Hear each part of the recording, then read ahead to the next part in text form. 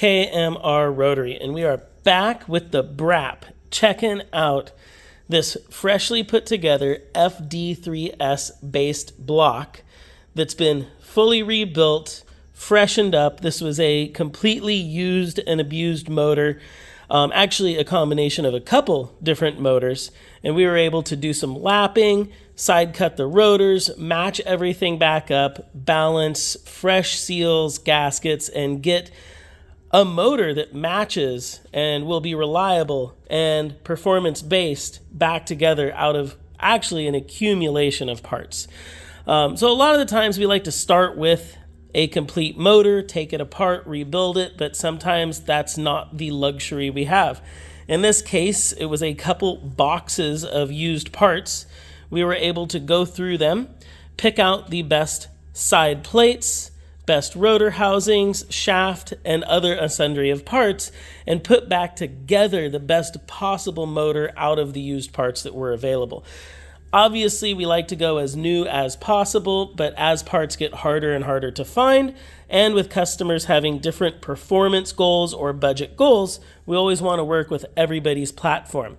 This was obviously a performance build. It's a half Bridgeport FD3S 13B. The rotors were side clearanced for better high RPM reliability. As you get into high boost levels and high RPM levels, you get more shaft flex or rotor layover away from the gears usually, but that power pulse does cause the motor to, or the rotor to wobble a little bit.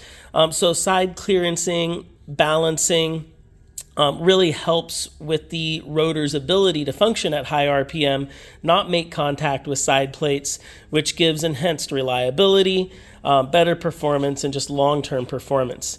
Obviously, any type of internal contact could turn into a component failure, pinching a side seal or a corner seal or causing premature wear or failure to rotors or side plates is some of what can happen as you start to turn up boost, start to turn up RPM if you don't have proper clearances, proper tolerances, and everything properly set up right. So even when it comes to putting a used collection of parts back together, we're always making sure that we're optimizing the build for the customer's goals. Knowing this was a performance motor, we made sure to go through all of the bearing tolerances, new rotor bearings, race bearings went in. The factory FD3S bearings are really good, so we just replaced those with OEM bearings and bumped up the oil pressure throughout, so it's got a little bit more oil pressure to sustain that high RPM. And like I said, we narrowed up the rotors just slightly with specific specs to the performance goals of this build. Being that it's not a studded block, you're probably going to have some limitations to boost level, but the customer was really more with performance goals of under 20 PSI of boost, pump gas, and they wanted it to sound mean and not break the bank. So we tried to hit all of those marks with some nice aggressive porting that's going to sound good and maintain a little bit of mid-range response since we left the primaries alone, just a street port there. And then obviously utilizing as many components as we could from his previous engines.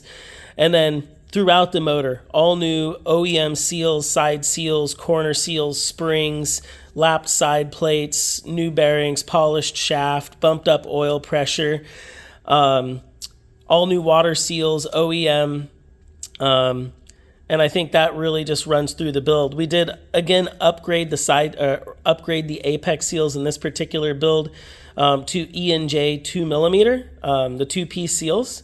And that's really because knowing that this is a single turbo, aftermarket turbo, basic race build, there's always that potential for either external component failure, fuel delivery failure, intake temperature spikes, injector problems. Anything like that can lead to detonation in a performance loaded situation. And so not only protecting the motor from its own performance levels, but then choosing a seal, an apex seal in this particular build that will be able to withstand those types of conditions and not shatter or break under mild detonation, which could not only protect the motor from substantial harm, but also protect all of those important, expensive external components like turbos and wastegates from harm if something happens.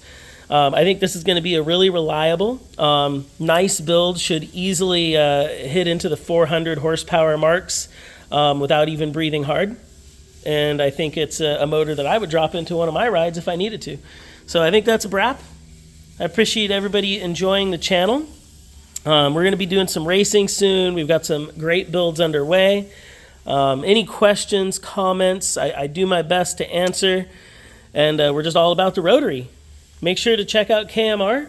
Make sure to check out Mazda Tricks. That's where all these fresh OEM parts came from. And if you need help acquiring any of those, you can always reach out to me directly. Appreciate the support. We love the Brap. And I think that's it. That's a Brap. Time to get back to work. KMR.